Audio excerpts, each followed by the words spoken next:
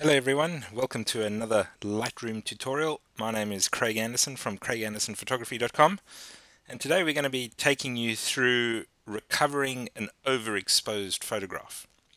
The photograph you see here on the screen is one that was taken at sunrise on a sunrise photography workshop that I run, and as you can see clearly from this photograph, it is overexposed. If you look at the histogram in the top right hand corner, you can see it is very much exposed to the right, but you don't even need to look at the histogram. You just have to look at the photograph itself, and it is extremely bright for a early morning. This was probably before 6 o'clock in the morning, and it shouldn't really be looking this bright.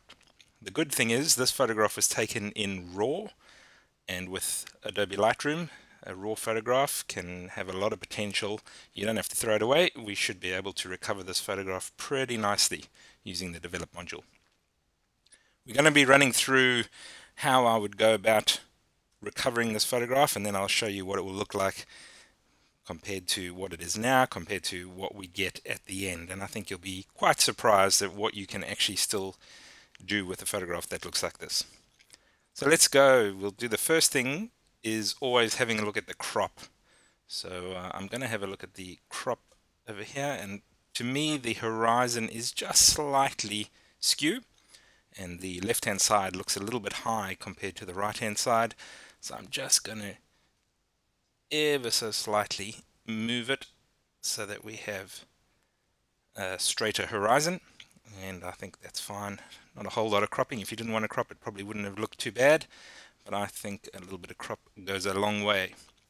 The next thing I'm going to do is, I know that this was taken with a photograph where the camera profile, or the lens profile should I say, is one that Adobe Lightroom knows. So I'm going down to the lens correction tab, and I'm going to go to the profile correction, and I'm going to say enable profile correction, and you see Adobe knows exactly what lens that it was taken with. And if I just show you, if I toggle it on and off, you should be able to see how it adjusts. So there's a bit of a pin cushion type warping, which this definitely corrects for me. So happy now that I've got a level photograph and I've got one where the lens has been corrected. Now we can go in and start dealing with the overexposure issues. What I wanted to start off with, if I go back up to the top, is actually a gradient filter. The sky is way overexposed and I want to bring it down to the same exposure level as the beautiful water that we've got there. So this is actually a photograph of the ocean looking back towards Coogee Beach, and you see, because it was a long exposure photograph, the water is looking beautiful and smooth, but the sky is pretty much overexposed. So let's take the gradient filter. I'm going to use the exposure of -1, so I'm bringing the exposure down, and I'm just going to click right here in the middle of the photograph and start to pull it down just a little bit to where we get to the water. And so you already start to see we now have a much better sky. You can see it wasn't a great morning for a sunrise shoot. It was pretty cloudy, so it was overcast. I'm not expecting to get a whole lot of sunshine coming through in the clouds, but at least the clouds look overcast and you can start to see some definition in the clouds. So I think we're pretty happy with that. I'm going to click done. And so the next thing we're going to work on is the exposure itself. So let's try and bring the exposure, the overall exposure, down. And I don't think we have to go all that far down. Well, that's a little bit too dark going down that much. I'm just going to try to take it down to about a 0.3. So it starts to give you that morning feel, but we really don't want to go too far yet with the exposure, because we're going to play around with some of the other sliders and that may affect the overall exposure as we go. So we've done the exposure. I want to bump up the contrast a bit, because again, if it's overexposed, we don't have a whole lot of contrast in this photo.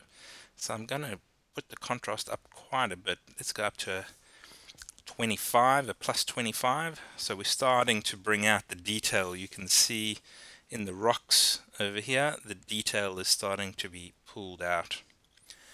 However, you can still see on the left hand side over here, the lights from the buildings, they are still very bright. So I'm going to actually take our highlights and drop them down to -100. So I'm getting rid of pretty much all the highlights. What you will notice now is that most of the lights that you see on the shore should start to give off a little bit of a starburst. The reason for that is, of course, because we were using quite a small aperture or a high aperture number. So this was probably shot with an f8 or f11. So that would give us some nice starbursts coming off those lights. The next thing I'm going to do, again because the photograph was overexposed, is I'm going to drop the shadows. And not a whole lot. I'm just probably going to drop it down to about a -22. Again, we can always come back and have a look if we're not happy with the overall photograph, but I think we bring them down. We had way too much exposure in the shadows, so let's just bring that down a little bit. I'm also going to change the whites slightly, just push them up a teeny bit. So I'm only going to go up to about a +2, because of my histogram you see I've got the red arrow up here which tells me that some of my brights are actually all white. So there's too much white in them, but it's such a small amount that I think I'm actually pretty happy with that. I am also though going to bring the blacks down, because you see on the left hand side of the histogram is that the blacks have not gone all the way down to the left hand side. So I'm actually going to take those blacks down, and I'm just going to drop it down to about a minus, let's see if we can even go to -20. So we've now got a great exposure range across the histogram. You'll notice our histogram is starting to move more into the center, and so our exposure is more as we would expect it to see on a perfectly exposed photograph. Next thing we're going to do is move into the clarity slider. The clarity slider brings out the details by changing the contrast between light and dark areas on individual pixels in my photograph. And it's always my personal preference anyway, I shouldn't say always, my personal preference is to have a clarity which is pretty high. I'm going to go up to about a 40 if I can get it there. Just brings out the details for me. I much prefer having a photograph that is actually quite contrasty looking in that respect.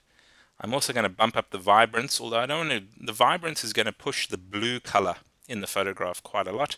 I don't want to push it too far.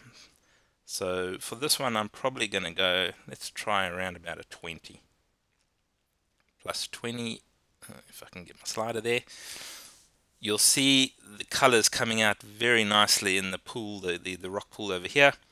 The sky itself also quite nicely colored. So I think the vibrance of about +20 is a good look. Next thing we're going to move down to is the detail section. The detail section allows me to sharpen the photograph. It also allows me to apply a little bit of noise reduction. Not that there should be a whole lot of noise reduction, because we did shoot this at an ISO of about 100, as you can see in the histogram, ISO 100. So we don't need a whole lot of noise reduction, but I do think, again, my personal preference is a slight amount of noise reduction. Just gives you a much smoother photograph. So let's go and add our sharpening up to about a 75, 76, 75 will do. And noise reduction, I'm going to take that to a 30. So I've learnt with the photographs that I take at a 100 exposure or 100 ISO, a +30 gives me a nice compromise between slight smoothiness, silkiness in the photograph, but not too much so that it starts to look blurred. Then coming down, finally the last thing I want to do to this photograph is give it a slight vignette. Again, that is a personal preference for me, but I'm going to give it a highlight priority vignette, which is just on the edges. I don't want to do it too much. I'm going to go down to, let's see if I can do it, -14. It's perfect for me. So I'm having a look at that photograph, and I think that looks pretty much like the scene we saw in the morning. It was a little bit cold, a little bit rainy, and that's what it looks like. The sun hadn't risen fully yet, so the lights were still on at the beach, and you can see the reflections nicely in the rock pools, the waves in the rock pool.